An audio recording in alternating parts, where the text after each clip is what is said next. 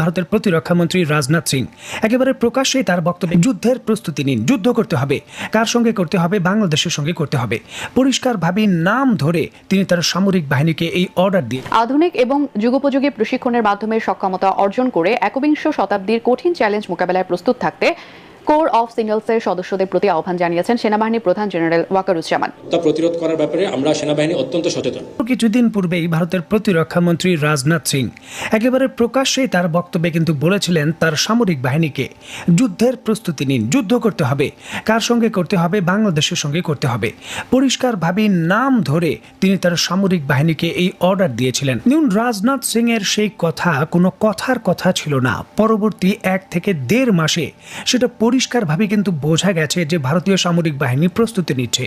দেখুন, ভারতের মূল ভূখণ্ড থেকে বিভিন্ন ধরনের ট্যাঙ্ক, আর্টিলারি, বিভিন্ন ধরনের এপিসি এবং যে লং রেঞ্জের মাল্টিপল রকেট লঞ্চার সিস্টেম রয়েছে তার বিশাল ইউনিট তারা অলরেডি কিন্তু ভারতের উত্তর পূর্বাঞ্চলে মোতায়েন করেছে। বিশেষ করে মণিপুর, মিজোরাম এবং নাগাল্যান্ডের আশেপাশে এবং উত্তরাঞ্চলের উপরের দিকে একেবারে অরুণাচল প্রদেশের ভেতর বিপুল পরিমাণের সমরাস্ত্র ভারত মজুত করেছে। দীর্ঘ 1 বছরের বেশি সময় ধরে ভারতের মণিপুর রাজ্যের ভেতর অচল অবস্থা থাকার পর অবশেষে ভারত আচমকাই তার যে সারপ্রাইজ অ্যাটাক রয়েছে সেটা শুরু করেছে মণিপুরের ভেতর।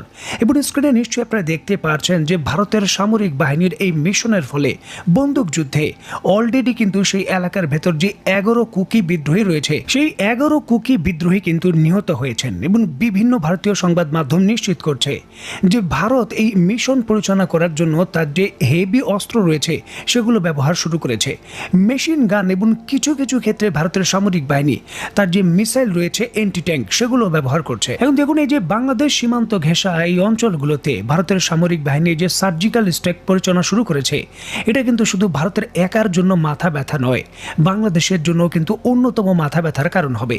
কারণ হিসাব বলছে যে মণিপুর, মিজোরামের ভেতর এই মিশন যখন হচ্ছে তখন ভারত থেকে পলায়নরত যে কুকি চীনের বিশাল সদস্য রয়েছে তারা অস্ত্র শস্ত্র এবং দলবল নিয়ে বর্তমানে বাংলাদেশে প্রবেশ করছেন।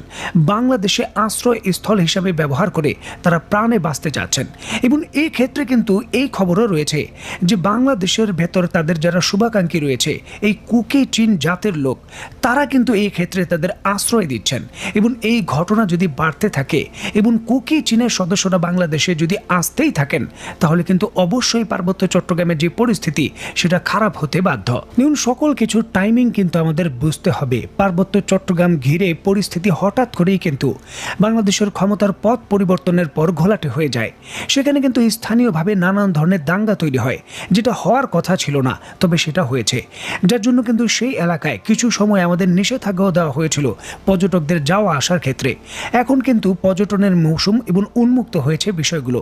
আর ঠিক এমতো অবস্থায় দীর্ঘ সময় নীরব থাকার পর মণিপুরের ইস্যুকে কেন্দ্র করে ভারত সার্জিক্যাল স্ট্রাইক চালাচ্ছে। এবং সেই জায়গায় কুমিল্লার আশেপাশে আমাদের যে চিকেন নেক রয়েছে সেখানেও কিন্তু ভারতের সামরিক বাহিনীর যে হেভি সমরাস্ত্র তারও কিন্তু একটা ভারী উপস্থিতি হয়েছে। সুতরাং সার্বিক বিষয়গুলোকে কেন্দ্র করে আমাদের কিন্তু একটা এখন কার্যকর পরিকল্পনা তৈরি করতে হবে। পার্বত্য চট্টগ্রামের পরিস্থিতি যে কোনো সময় উত্তপ্ত হতে পারে, এটা কিন্তু পরিষ্কার বোঝা যায়। কারণ যখনই ভারত পুশ করবে কুকি চীনদের বাংলাদেশের ভেতর, তারা বাংলাদেশে আসবে এবং অবশ্যই তারা কিন্তু এই জায়গায় তাদের অর্থনৈতিক যে শক্তিটা রয়েছে সেটা বাড়ানোর জন্য পার্বত্য চট্টগ্রামের ভেতর যে তাদের চাঁদার বিষয়টা রয়েছে সেটা বাড়িয়ে দেবে। আর এই সার্বিক বিষয়ের যে প্রভাব সেটা বাংলাদেশের পার্বত্য চট্টগ্রামের আইন শৃঙ্খলা পরিস্থিতি এবং সার্বিক পরিস্থিতি ঘোলাটে করতে অনেকটাই কিন্তু নিয়ামক হিসেবে কাজ করবে। যুক্তরাষ্ট্রের নবনির্বাচিত প্রেসিডেন্ট ডোনাল্ড ট্রাম্প ভারতকে কেন্দ্র করে তার যে নীতি এবং সহযোগিতার ক্ষেত্র সেটা যে কতটা শক্তিশালী করেছে রিসেন্টলি কিছু সিদ্ধান্ত থেকে বোঝা যায়। এবং ভারত যুক্তরাষ্ট্রের ক্ষমতা ব্যবহার করে বাংলাদেশকে আসলে যে কতটুকু চাপ দিতে পারবে সেটাও কিন্তু পরিষ্কারভাবে বোঝা যায়। আধুনিক এবং যুগোপযোগী প্রশিক্ষণের মাধ্যমে সক্ষমতা অর্জন করে একবিংশ শতাব্দীর কঠিন চ্যালেঞ্জ মোকাবেলায় প্রস্তুত থাকতে কোর অফ সিগন্যালসের সদস্যদের প্রতি আহ্বান জানিয়েছেন সেনাবাহিনীর প্রধান জেনারেল ওয়াকারুজ্জামান। সকালে যশোর সেনানিবাসে কোর অফ সিগন্যালসের বাৎসরিক অধিনায়ক সম্মেলনে তিনি এই আহ্বান জানান। যশোর সেনানিবাসে অনুষ্ঠিত সম্মেলনে কোর অফ সিগন্যালসের কর্মকর্তাদের সাথে মতবিনিময়কালে সেনাপ্রধান এই কোরের প্রযুক্তিগত উন্নয়ন, গবেষণা, পেশাগত দক্ষতা বৃদ্ধি এবং ভবিষ্যৎ পরিকল্পনা সহ বিভিন্ন বিষয়ে আলোচনা করেন। সম্মেলনে সেনা সদরের ঊর্ধ্বতন সামরিক কর্মকর্তা, সেনাবাহিনীর সকল সিগন্যালস ব্রিগেডের কমান্ডার এবং সিগন্যালস ইউনিট সমূহের অধিনায়করা উপস্থিত ছিলেন।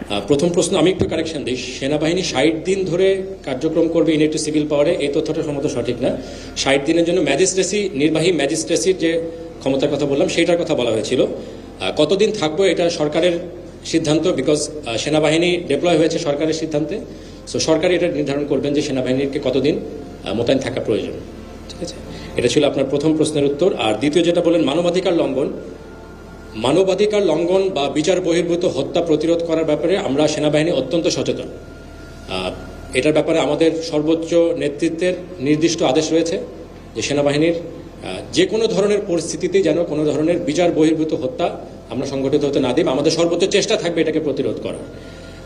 মানবাধিকার লঙ্ঘনের বিষয় যেটি বললেন, আমাদের সর্বোচ্চ চেষ্টা রয়েছে যাতে করে এই ধরনের কোনো ঘটনা আমরা ঘটতে না দিই। এবং আমরা আপনারা হয়তো শুধুমাত্র যেগুলো ঘটনা ঘটছে সেগুলো জানতে পারছেন, বাট এর বাইরে আমাদের কার্যক্রমের কারণে যে কতগুলো পরিস্থিতিতে এই ধরনের কোনো কিছুকে প্রতিরোধ করা সম্ভব হয়েছে এটা হয়তো অনেক সময় জনসম্মুখে আসে না।